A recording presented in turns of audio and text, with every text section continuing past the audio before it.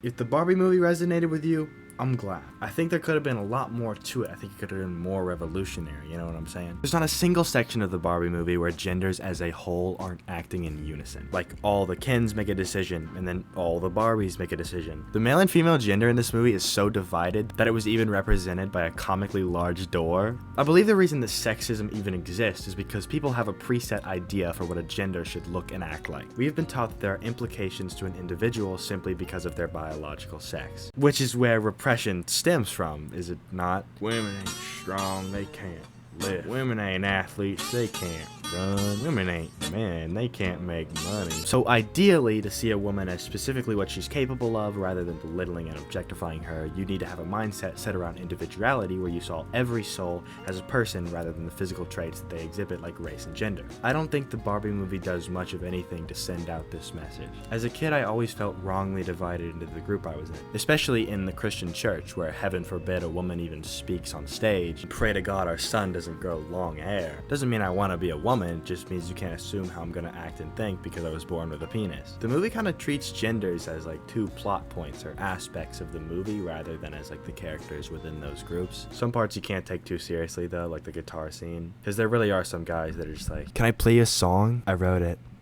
Coming with you, dear Maria, count me in. The scene where the mom describes some difficulties of being a woman is really interesting to me. I think there's a lot of truth to it. There's a cultural expectation of being a woman, and not just being a woman, but being a person in general. There's a lot of judgment and ideals that you feel like you have to live up to, but I don't feel like the movie put enough emphasis on the beauty of the fact that in the end, it's your choice. You're gonna hear a lot. You have to have perfect skin, you have to be in high heels, and you have to have the perfect body. You're gonna see people that look perfect, and you're gonna be told that you have to look like them. But with every problem, there's an internal and an external dilemma. So yeah, maybe if you don't look and act a certain way, there's an occasional judgment, but it's up to you to learn that it's okay to just be as you are. Your mindset is the decider of whether or not you're beautiful and content with yourself. Should we try to shift the general opinion to accept everyone? Yeah, but as of now, it's up to you to reach an internal place of contentment with yourself. There are different interpretations of certain parts of this movie, but I think I was very off-put by like the big gender stereotypes they threw out right out the gate. And Sasha, bro. I'm sure the actor is a great person, but this character sucks. Figured I'd get a girl's perspective on this movie too because it centers a lot around feminism. As much as I love women, I don't quite qualify. Hey there, Lillian. What's up, Keegan? You want to give me a rundown of some thoughts you had while watching the Barbie movie? Yeah, I will. Alright, hit me. Okay. Hold up, ask a question. My brain's not flowing. What'd you think of Ken, Lillian?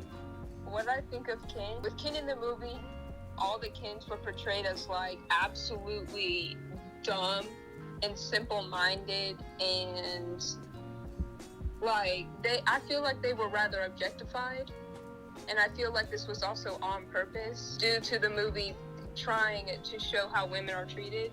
Allegedly, he was misunderstood in the beginning.